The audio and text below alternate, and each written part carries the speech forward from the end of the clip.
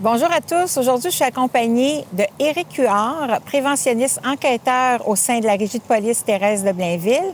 Si aujourd'hui, M. Huard est avec nous, c'est pour nous parler de la nouvelle réglementation au niveau du stationnement hivernal. Je sais que plusieurs d'entre vous là, étaient un petit peu anxieux, vous posez les questions. On était en démarche de changer cette réglementation à votre demande. Donc, est-ce que vous pouvez expliquer un petit peu à quoi ça va...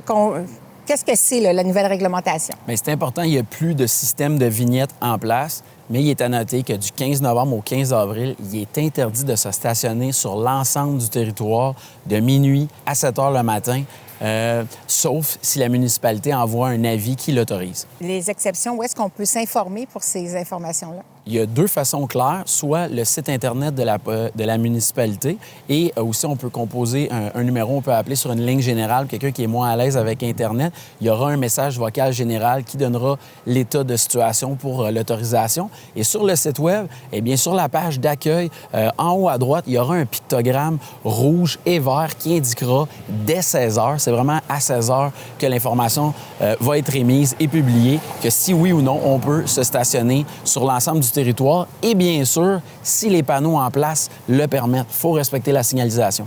Donc, lorsque vous nous dites si les panneaux en place le permettent, ça veut dire que tout ce qui est la signalisation actuelle, où est-ce qu'il y a des interdictions, ça ne change pas, même si le petit icône vert apparaît au niveau du site Web. Exactement. Il faut prendre le temps de vérifier la signalisation en place avant de stationner son véhicule, même si la Ville l'autorise pour le stationnement hivernal. Bon, bien, je pense que ça, c'est assez clair. Donc, il y a aussi, il faut falloir s'informer au niveau là, de cette infolette où vous allez trouver toutes les informations, les rues où est-ce que vous n'avez déjà pas le droit de stationner normalement au niveau du stationnement hivernal.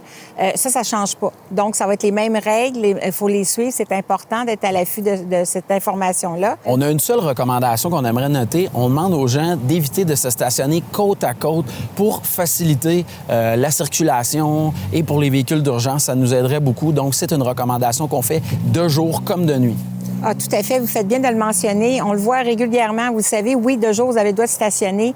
Mais essayons d'être vigilants parce que, surtout dans les rues plus étroites, c'est un commentaire qu'on reçoit régulièrement de tous nos services, autant d'urgence que nos travaux publics. Ça facilite beaucoup leur travail, juste le fait de penser à ce petit détail-là.